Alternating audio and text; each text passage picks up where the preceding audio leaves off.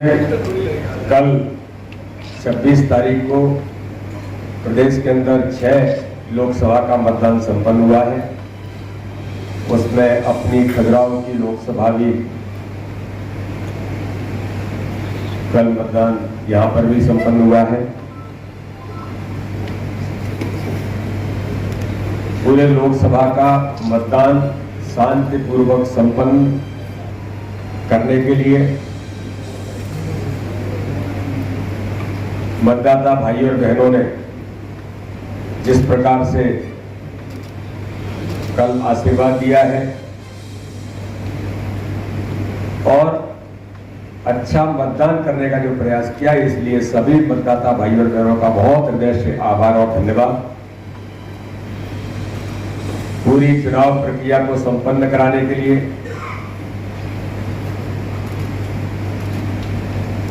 Bharatiya Janata party के भी हमारे सभी कार्यकर्ताओं ने अथक मेहनत और परिश्रम किया। मैं उन सभी कार्यकर्ताओं का प्रत्येक बूथ लेवल तक, मंडल और जिले के हमारे सभी पदाधिकारियों ने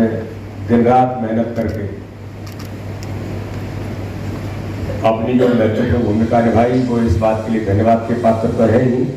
और चुनाव की प्रक्रिया को संपन्न कराने में प्रशासन का, शासन का, हमारे पत्रकार मित्रों का, समाज के उन सभी लोगों का जिन्होंने प्रत्यक्ष अप्रत्यक्ष चुनाव को संपन्न कराने में अपनी भूमिका निभाई है, मैं उनका भी बहुत हृदय से आभार और धन्यवाद करता हूं। आज हम लोग विशेष तौर पर देश के अंदर कांग्रेस के घोषणा पत्र में जिस प्रकार से बातें उन्होंने जनता के बीच लाने का प्रयास किया है कि सैम पित्रोदा के बयान, जिसमें उन्होंने विरासत टैक्स के बहाने जो बात करने का प्रयास किया है, इस पर मैं मीडिया के मित्रों के साथ कि जनता के धन को लूटना, देश की संपत्ति को लूटने, ये कांग्रेस अपना जन्म सिद्ध अधिकार समझती है।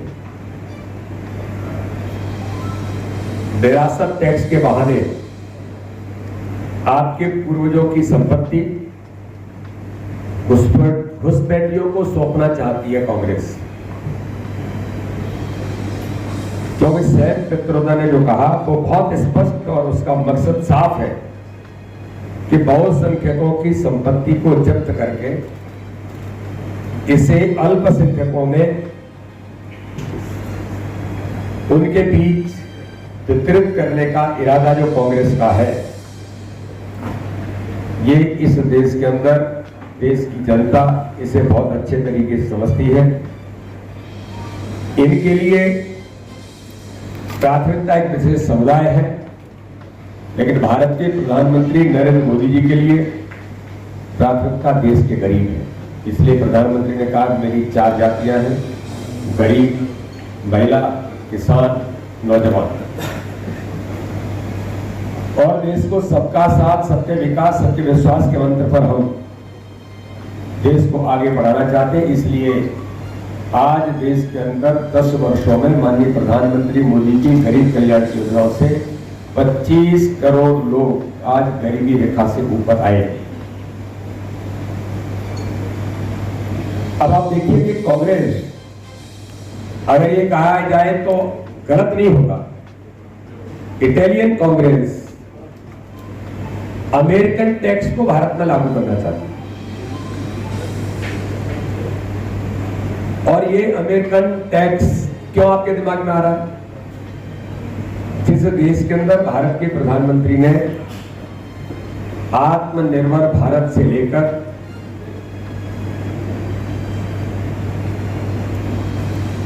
भारत के अंदर make in India, made in India के केवल नारा नहीं से साकार रूप देने का काम भारत के प्रधानमंत्री मोदी कर रहे हैं, तो दूसरी ओर कांग्रेस अमेरिकन टैक्स को भारत में लागू करना चाहती है।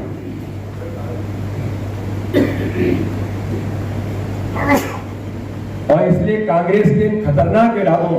और देश की जनता के बीच मोदी सरकार एक दीवार बनकर के जो खड़ी है, कांग्रेस के इस प्रकार के मंसूबों को किसी भी कीमत पर सफल नहीं होने देने की भी गारंटी मोदी है। कांग्रेस पार्टी के चेहरे से पूरी तरह नकाब उतर गया है जब से पित्रोदा का बयान आया है कि कांग्रेस के प्रथम परिवार के सलाहकार जो सैन पित्रोदा है, जैसे छोटे छोटे टाइम बॉम्ब कांग्रेस में बैठे जो देश के बाहर जाकर भारत में षड्यंत्र के धमाके कर रहे हैं। भारत में आम आदमियों को जेब खाली करने के लिए 45 से 55% विरासत टैक्स लगाने की बात कांग्रेस जो कर रही है, और सैन पित्रोदा जिस अमेरिकन टैक्स की बात कर रहे हैं, अमेरिका में भी इस टैक्स पर घोर विवाद है। अमेरिका के 6 राज्यों में इस टैक्स को वसूली करने की व्यवस्था है, लेकिन लूटो और शासन करो पुराना कांग्रेस का कैरेक्टर है। कांग्रेस के मूल जीन्स में ही यह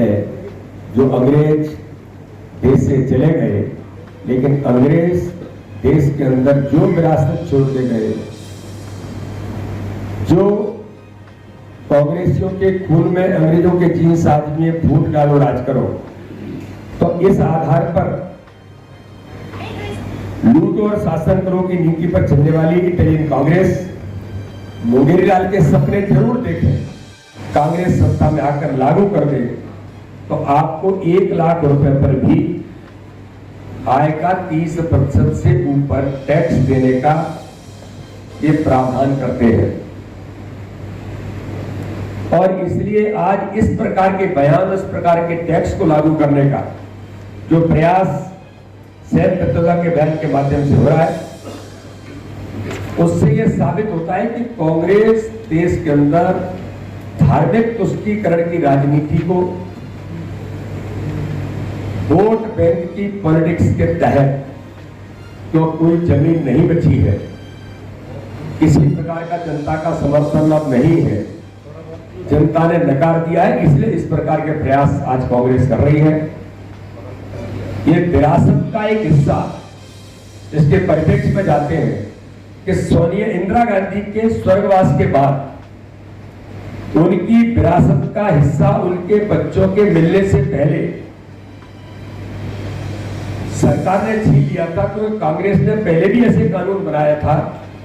लेकिन अपनी संपत्ति को बचाने के लिए इंदिरा गांधी के पुत्र और तत्कालीन प्रधानमंत्री राजीव गांधी ने विरासत कर कानून को खत्म कर दिया था और इंदिरा गांधी की पूरी संपत्ति बिना टैक्स दिए अपने नाम कर ली। कांग्रेस नेता देश की जनता पर विरासत टैक्स लगाकर उनकी आधी संपत्ति लूटना चाहती है। आज इसलिए देश कह रहा है कि कांग्रेस की लूट जिंदगी के साथ भी है और जिंदगी के बाद भी ये कांग्रेस का प्रयास है। मनमोहन सिंह जब प्रधानमंत्री थे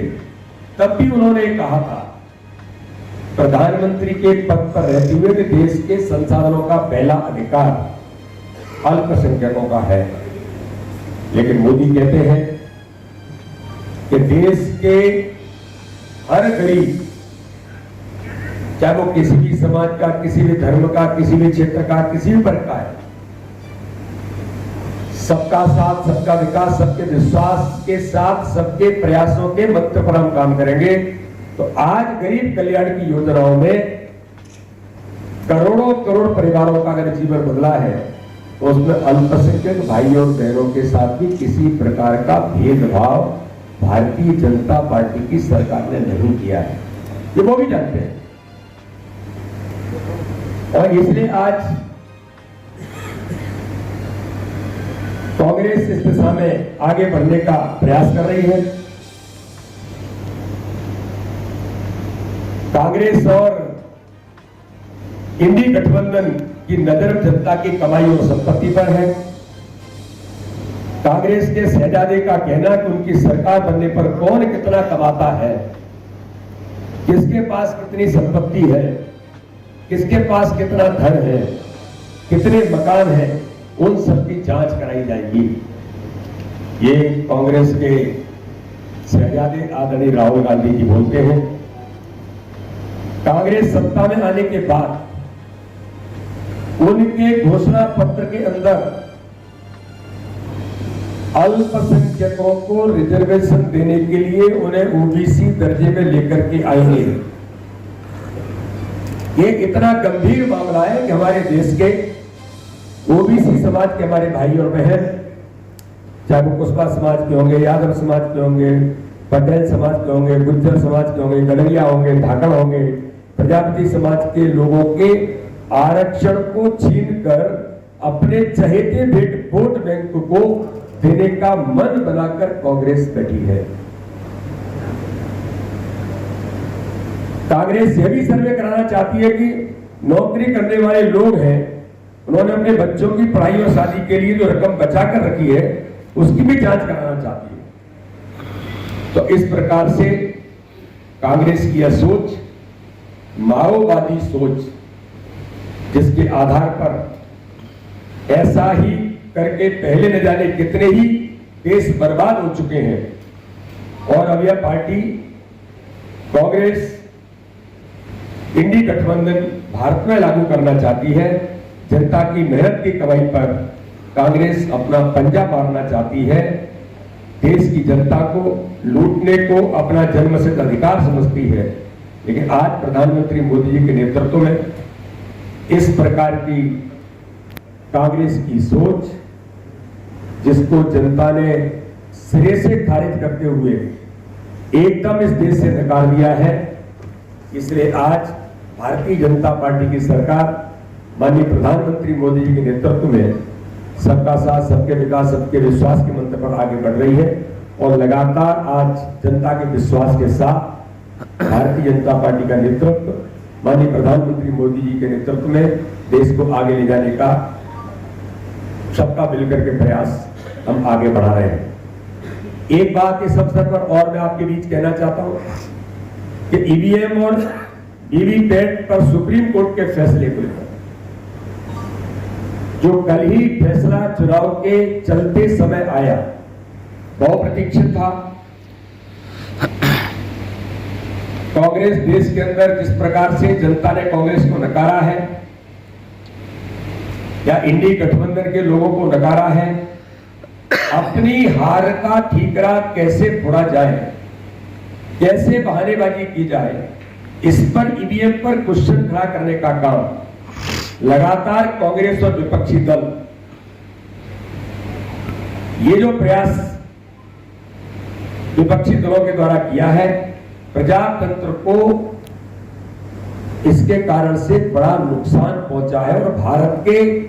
जो दुनिया का सबसे बड़ा लोकतंत्र और दुनिया का सबसे